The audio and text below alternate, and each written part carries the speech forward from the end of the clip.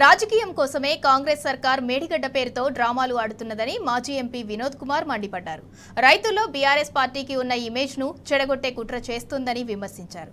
రాజకీయాల కోసం రైతుల పొట్ట కొట్టొద్దని హితవు పలికారు. సాగునీరు విడుదల చేసి పొట్ట దశలో ఉన్న వరి పంటను కాపాడాలని కాంగ్రెస్ ప్రభుత్వానికి సూచించారు.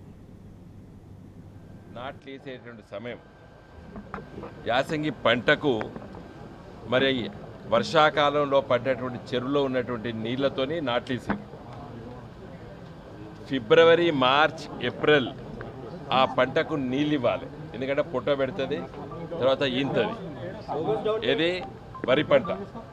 మొక్కజొన్న కంకి పెడుతుంది ఫిబ్రవరి, మార్చ్ మాసాల్లో. అది ఏమీ దృష్టిలో పెట్టుకోకుండా కాలయాపన చేసి మేడిగడ్డ బ్యారేజ్కి మరమ్మతులు చేయకుండా ఉంచి దానిపైన విచారణ పేరిట మరి కాలయాపన చేశారు. మీరు అన్నటువంటి కమిటీ ఇదివరకే వేసి నివేదిక తీసుకొని ఇంటరీం రిపోర్ట్ తీసుకొని ఆ ఉన్నటువంటి 2 పిల్లర్స్ ఏవైతే మరి కుంగినాయో వాటి చుట్టూ మరి కాఫర్ డ్యామ్ నిర్మించి నీళ్లను నిల్వ చేసి ఆ నీళ్ళని మరి కాళేశ్వరం ప్రాజెక్ట్ అంటే సుందిళ్ళ, అన్నారం, ఎల్లంపల్లి, నందిమేడారం ద్వారా ఎత్తిపోతల ద్వారా టన్నల్స్ ద్వారా